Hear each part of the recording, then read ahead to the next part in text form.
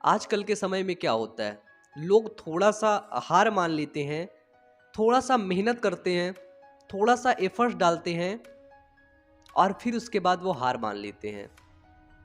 उन्हें लगता है कि अब ज़िंदगी यहीं तक थी, अब मैं इसके आगे नहीं जी सकता हूँ, अब मैं इसके आगे ज़्यादा बड़ा नहीं कर सकता हूँ, मेरा फ्यूचर बस यहीं तक था, अब मैं आगे नहीं जा सकता हूँ।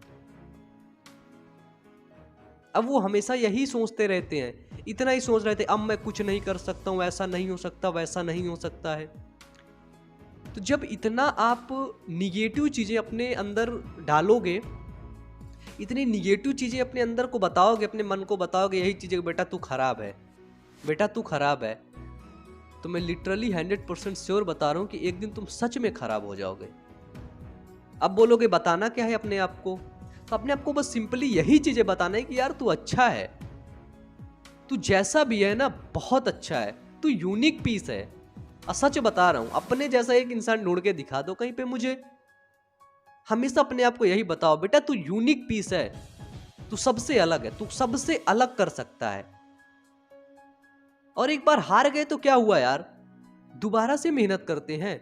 सपोज दैट मैं एक एग्जाम्पल देकर के आपको समझाता हूं। जैसे आप जा रहे हैं रास्ते में, आपको जाना है उत्तर प्रदेश से जम्मू कश्मीर, वो भी अपनी कार से।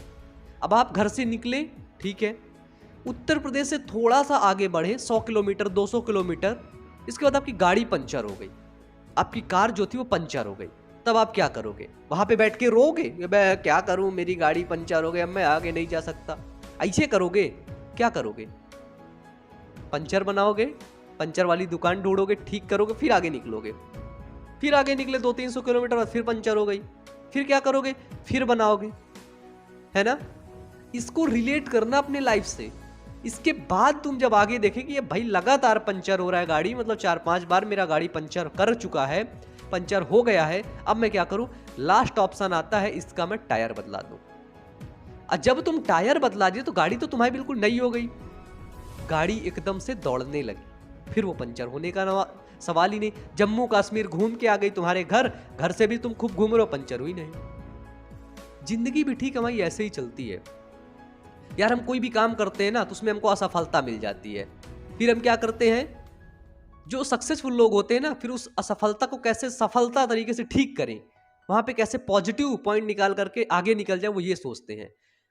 और जो असफल लोग होते हैं, जो नाकामयाब लोग होते हैं, वो ये सोचते हैं कि यार मैं असफल हो गया, अब मैं कुछ नहीं कर सकता, बस फिर वहीं पे उनकी जिंदगी खत्म हो जाती है। इसके बाद वो जीवन में कभी आगे बढ़ने का नहीं सोचते हैं, इसीलिए वो और असफल होते जाते हैं।